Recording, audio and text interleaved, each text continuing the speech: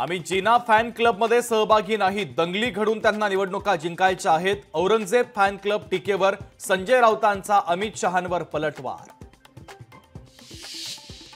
Aurangzeb fan club अस्तित्वात आहे का? शिवसेना उद्धव बाळासाहेब ठाकरे पक्षाच्या नागेश पाटील आष्टीकरांचा अमित शहांना टोला। अजित पवार प्रफुल्ल पटेल यांच्यामुळे पवारांवर भ्रष्टाचाराचे आरोप, भ्रष्टाचार करणारे आपल्या मांडीला मांडी लावून बसल्याचं शहा विसरले असावेत। संजय राऊतांचा अमित शहा यांच्यावर हल्लाबोल। राष्ट्रपती द्रौपदी मुर्मू 3 दिवस महाराष्ट्राच्या दौऱ्यावर 28 ते 30 जुलैच्या दरम्यान राज्यातील विविध ठिकाणांना भेटी देणार।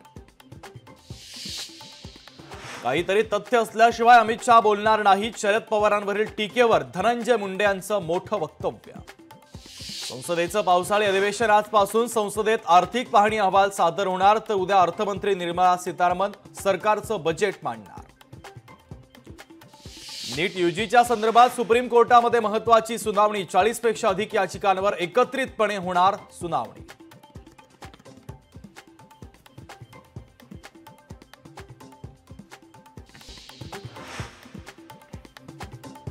धाराशिवमधील धनगर समाजाचं उपोषण अखेर मागे, मुख्यमंत्री शिंदेंसोबतच्या सकारात्मक चर्चेनंतर उपोषण घेतलं मागे।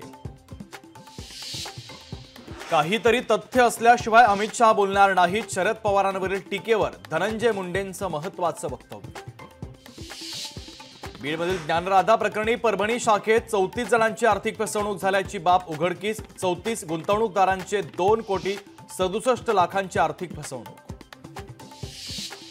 उपमुख्यमंत्री अजित पवारांचा आज 65वा वाढदिवस, अजित पवारांच्या पुण्यातील निवासस्थानी पहाटेपासूनच कार्यकर्त्यांची गर्दी।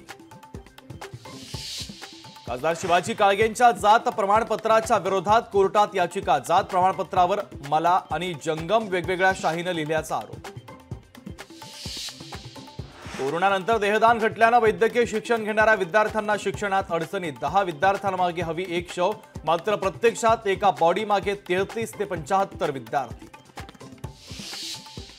कोल्हापूर जिल्ह्यामध्ये पावसाचा जोर कायम, जिल्ह्याला आज पावसाचा अलर्ट, तर मुसळधार पावसामुळे 84 बंधारे पाण्याखाली। धाराशिवच्या रामलिंग धबधब्यावर तरुणांची हुल्लडबाजी, तरुणांकडून धबधब्याचं पाणी अडवण्याचा प्रयत्न, हुल्लडबाजीचा व्हिडिओ व्हायरल।